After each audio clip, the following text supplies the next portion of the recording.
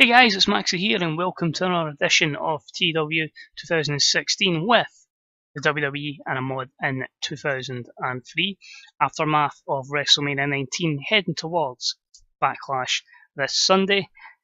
Finally getting to record this episode after trying to fix my headset for half an hour. Turns out, no issues with it. I'd accidentally put it on mute. Fantastic. Waste of half an hour. So, now that that's over and done with, the stress is over, we can get back to booking.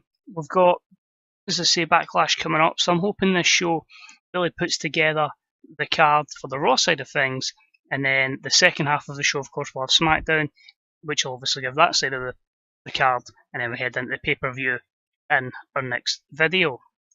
So before we start, as always, thank you for watching and taking the time out of your day to watch this. It's much appreciated. Any likes or subscriptions are deeply appreciated. Comments as well. I'll try my best to get back to every single one of them.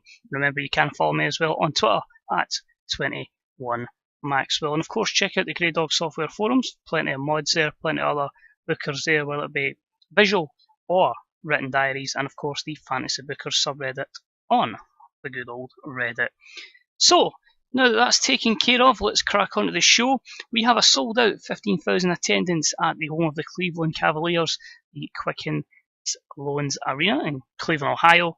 And we start the show with our newest signing to the Raw brand, Bill Goldberg. He's hyping up, what he done last week when he took out The Rock. We all know what was going to happen. Setting up some like real life, and he's basically saying, you were on WWE, you've never faced somebody quite like me. Backlash, we're going to see Bill Goldberg versus The Rock. So a B79 gets the show off to a strong start, gets the crowd hotter, and the Who's First storyline advances. Nothing else to really add to that. Goldberg's in action, extremely short match, and he defeats Steven Richards in 2 minutes and 7 seconds with the spear. C-56. Goldberg with a much better performance. Overall though, storytelling match to make sure he's ready for the pay-per-view, he's got no rustiness, and just really demonstrating his dominance. Then get The Rock appearing via satellite, and he cuts a promo laying the verbal beatdown to the jabroni that is Bill Goldberg, and he says he's going to send his candy ass back up to Atlanta, Georgia, when he picks up the win this Sunday. A-Star 97, fantastic, crowd got hotter, and the performance was good. So overall, that's booked in. We have Goldberg versus The Rock this Sunday. Next up, hype music video for the soon to debut Shauna here. So that's a D-37, building up his debut on the main roster. We then have Theodore Long hyping up his client, Mark Henry, and he says this Sunday there's going to be the final match between Mark Henry and Kane. Kane may have got the victory at WrestleMania, but this was by disqualification, so they end the feud this Sunday, and that's a C-57. The Hall of Pain. Next up, we've just got a hype video promoting 3-minute warning, and they've not been on Raw a lot. They've mostly been having matches on Heat, building up some momentum and defeating enhancement talents that were brought in locally. So again, just promoting Rosé and Jamal. Then have a poor match with Mark Henry after the break, defeating Spike in 6:51. Convincing victory for Mark, a C-59. Skill improvement on performance. Still lacks a bit of psychology and stamina, and that's worrying because that was only a 6-minute match. Very worrying. Next up, Bubba Ray and Lance Storm come out to do colour commentary for the next match. It's a B-73. Of course, will be their tag team partners in action. Devon Dudley versus William Regal, while the two teams clash at Backlash for the Raw World Tag Team Championships. That match was actually pretty decent, and it saw Devon get a rare victory in 9:55 with the saving grace. So, good B-rated match. Regal's going to be far more rounded as a competitor. Overall, both men improve, and pretty happy with that. Continues the tag storyline, and hopefully, good match at Backlash. We then have a hype video for Mr. Nick Dinsmore, E+33. It does seem most people are going to be debuting on Raw. I just think it's easier for them going through the Heat system and then to Raw. Some will debut on Smackdown, but as I say, we're going to keep most of them to Raw. If we really need to push them to Smackdown, we will. It's just easier to build them up with Heat, being the Raw branded show. decided that I didn't really want to go with the Eugene character. I felt like, cool, but we could change the course of history completely by making him like an evil doctor type gimmick. So there we go, we have Dr. Nick, not to be confused with one of the Simpsons fame, Dr. Nick Dinsmore and Sean O'Hare, two guys to be watching soon on Monday Night Raw. We then have a bikini contest between Trish, Stacey and Victoria. B-Men is 71. Again, just making sure we meet our quota of attractive women while Trish is still injured. Trish wins. Victoria and Keebler are unhappy. Promo from Christopher Nowinski, another one of our guys that are progressing well on Heat. He's just saying Harvard background and he's going to educate the people of Monday Night Raw. He's had a few matches on Raw, predominantly working on Heat and someone we will give a push to. We then have a decent matchup between Diamond Dallas Page and Chief Morley. DDP wins in 10:26 with a Diamond Cutter. It seems there's an issue with his gimmick. It says his debuted his annoying gimmick. He's wrestled plenty of times and it continually says this week by week. So it's annoying. I'm noticing that with a few people. If you remember in the WWE save, we had it with Rich Swann. But it happens. DDP picks up the win. DDP is always going to be a short-term guy anyway because of age. And it was just a bit of star power. But a win for the master of the Diamond Cutter. Next up, we've got a promo. It's basically Christian and Chris Jericho calling out Rhino, saying he got lucky to become IC champion. Jeff Hardy returns after his suspension is finished and he just backs up Rhino. This is basically going to lead to a tag team match coming up next, but also confirms at Backlash that a Continental Championship will be on the line as Rhino defends against Christian, Chris Jericho, and and Jeff Hardy. So the promo itself was a B plus 83. Jericho looked good. Jeff was underwhelming. As I say, he's someone we will have to build up, but improved his acting. And to be honest, round about 2003, Jeff was never really known for any mic skills. And was also penalised for using hard drugs. Don't be surprised if he ends up getting suspended before Backlash. The match itself was great wrestling, good heat. Rhino and Jeff pick up the win in 13:38 when Jeff Hardy on his return defeats Christian. Jericho carries the match. B78, Jericho sustained a Cole's fracture of the wrist. I don't know if that's going to hamper him and take him out of the match, which might see it go to triple threat. But by far the best performance in the show. Jeff the weakest. But yeah, so that's pretty good and thriving in our continental scene. A few negatives there. Jeff is poor psychology as well, so hopefully these kind of matches can elevate that as well. It pretty became clear that Jeff was wasted on drugs, so don't be surprised if Jeff Hardy is out as well. So we might be down to Rhino versus Christian. And it was a Jeff Hardy botch on Jericho. A couple of these mods, the older mods give these opportunities so stuff has to happen, which because everybody's clean, are pretty much clean in real life these days. It's a different kind of generation effectively, so it's a lot more incidents happening here, and I'm assuming the 80s and 90s mods are even worse. But A90 for this one, setting up our main event. Austin is teaming with Booker T and Goldust. A strange comedy angle, what Booker T, Goldust were like. I'm sure Austin and Goldust would have some very strange encounter on this. And their match was basically Austin and Booker T and Goldust taking on Evolution. Great wrestling and good heat. Evolution picks up the win with Goldust losing to Randy Orton for an RKO. BA, pretty decent for the main event. You can see there, Austin, Booker T and Triple H far ahead of everyone else, but it's a case of getting Batista and Randy to that next level. So two storylines advance, one gains heat, one loses heat, but a few skill improvements as well. What I want to add, because I couldn't really show it in the video, but Triple H has now confirmed that Randy Orton is his protege, so that's hopefully going to benefit Randy in the long run, and hopefully we can look at him getting a big case of boosted stats, especially psychology, as time goes on. So really happy with that. Overall, it, again, hopefully can help put Randy Orton over very quickly. And we're leading up to the triple threat match. Triple H is celebrating, when out and nowhere comes HBK Shawn Michaels with a sweet chin music to put Triple H on his arse, and Shawn Michaels celebrates to end the show.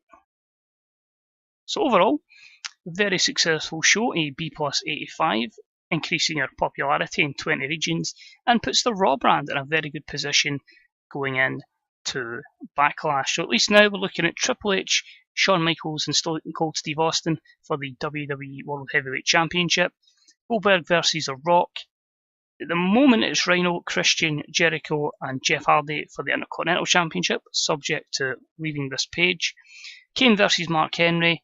We're going to book in Goldust and Booker T against Evolution again, and Regal and Storm defending the championships against the Dudleys.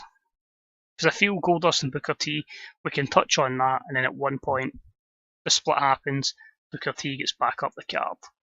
So looking here, not a lot to really confirm. Jericho will need to take time off, that's annoying.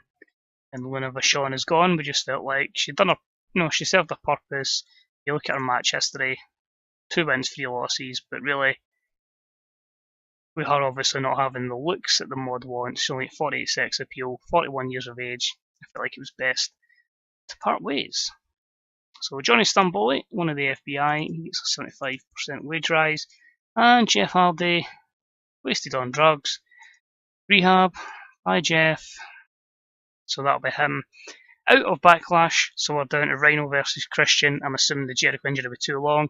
We're looking to bring in Sarah Del Rey to basically dominate the women's division as well. So Rhino's annoyed at Jeff Hardy. So is Chris Jericho. So is Christian. So that's 3 people that are all in that match. Jericho's injured because of it. And Austin. Oh, Jericho doesn't like Orton. Austin doesn't like Mark Henry. So a few things we need to check. Chris Jericho angry at getting injured via a botch, angry with working with an impaired Jeff Hardy, annoyed at the incident with Benoit previously, so he's pissed. We've got medical. Jericho is out for a month, so yep, it will be Rhino versus Christian for the IC title. Jeff Hardy is in rehab for 8 months, so it's not bad. We've only lost 3 people to rehab already. Jeff, Rob Van Dam and Spanky. Scott Steiner's for 7 days, so he'll at least return. But yeah, pretty much one of the most in-depth amount of injuries and suspensions I've had at one point, but still fun, and it's allowing the promotion of these other younger athletes quicker, which is probably why we're seeing Sean O'Hare's, Nick Dinsmore's so quickly after WrestleMania. So yeah, certainly changing the course there still, although Jeff did go a little bit off the wagon, but hopefully after 8 months we can get him back and yeah, get him absolutely sorted. I just want to click on Chris Jericho, so it should now say some sort of relationship, simmering tension with Jeff Hardy, and if we click on Jeff Hardy, simmering tension with Chris Jericho. What about Christian, who is in the match? Will he have any simmering tension, or is he? Nah, he's fine. He's obviously got a strong friendship with Rhino as well. So that is the Raw side of things. We just wanted to have a wee check on that kind of stuff. So already half of the card is thrown up in the air. But let's see how Smackdown goes down, and hopefully no suspensions. Now on to Smackdown, and we start off with the general manager of Smackdown in the ring, Stephanie McMahon, as she is trying to, sort this out, this whole heated rivalry between The Undertaker and Kurt Angle, and of course Kurt Angle's lackeys from Team Angle, Charlie Haas and Shelton Benjamin, who themselves are embroiled in a feud with Eddie Guerrero and Chavo Guerrero. So all 6 have a back and forth, leading to Stephanie booking that for her main event tonight, 6-man tag. Segment gets a B+83, off to a strong start, crowd were hotter, and yeah, the title or streak storyline continues, because of course Kurt Angle gets his mandatory rematch clause. We then have a promo with Brock Lesnar. Of course, last week there was that heated confrontation backstage between Chuck Palumbo and Brock. Brock just kind of laughed at him, but these two are in a match-up this week, and yeah, what will happen when these two lock up against each other? Lesnar struggled going off script, but he got the crowd hotter and was still a very respectable B+86. The match itself didn't have psychology, so that hampered the rating greatly, but extremely short match. Brock picks up the win in 5:11 when F5 does the job, makes Brock look like an absolute beast, and yeah, all good there. After the match though, it turns into a 5-man brawl because the FBI decide, who's this Brock Lesnar chap? So Nunzio and Johnny Stamboli make it a 3-on-1. Rey Mysterio comes out to help the odds because, of course, they beat up Rey Mysterio last week. So that is going to lead to a match at Backlash. It's going to be Rey Mysterio teaming with Brock Lesnar as they take on the full-blooded Italians because of Matt Hardy's injury, meaning no Cruiserweight Championship match. This, of course, is explained in the next segment when Stephanie confirms. She doesn't turn heel, she just confirms Matt Hardy's injury. So let's see, B-76, Matt Hardy about for approximately 2 weeks. Next up, an extremely short match. Hogan defeats the Boss Man in 4:33 with an atomic leg drop. Match suffered because of a lack of selling on display, but decent performance from the Hulkster in this C+ match. You really just have to use him when you can, and yeah, hope the Overness does the business. He's kind of suffering with the fact that everyone's kind of tied up, and he's just there. Imagine saying that about Hulk Hogan, but it is what it is. Then of our usual Bikini Contest, I think I'm just going to make this a regular thing in both Raw and SmackDown, just to cover the attractive women quota. Taz does one between Tori and Dawn Marie, and of course Tori wins. But until we get more depth in the women division in both Raw and SmackDown, it's pretty much going to be mostly Bikini Contest to cover that. We had a decent matchup which saw Rikishi defeat Jamie Noble in 9 minutes and 59 with a Banzai drop. A C-minus 58. Rikishi with a better performance here. Basis to this, we know Jamie Noble's had this little mini feud going with Ron Simmons, so he's like, yeah, no, I could have took on him. I'm going to sure beat Rikishi. Of course, Rikishi gets the victory in this match. Leads to a little bit of a confrontation backstage where Jamie Noble just, says, I nearly beat that guy, but I could sure as hell get my win over you. So the feud between them will continue, giving really Ron Simmons something to do until Bradshaw is back. We then had the US title on the line. It was a bout between John Cena and Tajiri. Good wrestling and a decent reaction. Cena retains in 10:56 with a FU, making his first title defence. At B-72 is okay. They did have good chemistry, but of course the lack of psychology can cost that a good few points. And really, we need to hope over time that that's one stat John Cena can get, because he is going to be the main guy going forward. But overall, pretty good, and it's going to help get the prestige of the championship up as well. He then cuts a promo on Edge, just saying, this Sunday, going to retain my US title again, and you ain't nothing on me. So at A90, storyline advances, gaining a little bit of heat. Leads us up to our match with Edge, our co-main event, and about that had great wrestling and good heat. The team of Chris Benoit and Edge defeats the A-Train and the Big Show in 13:30 when Benoit defeated the A-Train with the Crippler Crossface, A-Train being the weak link here. But B-79's okay. You can see that Ibdy's in a reasonably same position performance-wise apart from the A-Train, but it gives Ibdy a good bit of momentum, and we can look forward to Chris Benoit versus the Big Show at Backlash. Just to add a bit more heat to their storyline, we have Big Show put Benoit through a table. So that gains a bit of heat in the storyline with a B+88. We then have a promo from Undertaker just hyping up the match tonight, and of course a Backlash between him and Kurt Angle, a nice A92, and in that matchup, B82 finish, but it saw good wrestling and a decent reaction from the crowd as Team Angle defeat The Undertaker and Los Guerreros in 15:27 when Kurt Angle defeated Chavo by pinfall. You can see there, Kurt and Undertaker far ahead of everyone else, Eddie in a little island of his own, followed by Shelton with Chavo and Charlie far behind. But as I say, eventually Eddie Guerrero will break away for Chavo, eventually Shelton will break away for Charlie, but it's early days for Team Angle, so they'll try and make sure Charlie Haas can turn out to be as good a wrestler as possible. Show ends with a B+84 because of the very good segments round about it, the Cena promo, table spot, and the Kurt Angle, the Taker promo on Angle, which means you can have a few matches that maybe aren't quite to the level we want, but it still increases their popularity and helps the company get bigger So just to confirm what we got the loading screen to see if MD's been caught doing drugs or anything like the last time. Taker versus Angle for the WWE Championship. Benoit versus The Big Show. We have Los Guerreros against World's Greatest Tag Team for the tag titles. Edge versus John Cena for the US title. And the full-blooded Italians will take on the team of Rey Mysterio and Brock Lesnar in a 3-on-2 handicap match. Right, let's see. Meng gets divorced. I wouldn't want to piss him off. And it's just the contract of Sarah Del Rey. Perfect. So she'll slot in. There is a face in OVW. When she's ready, she'll come up. That's good, good, good. Hulk Hogan doesn't like Shannon Moore. Lesnar doesn't like Johnny the Bill Stampoli. We need as much depth as we can get, guys, so they won't be getting sacked. But overall, I would say that as a fairly successful show. Continuing on the road to Backlash this Sunday.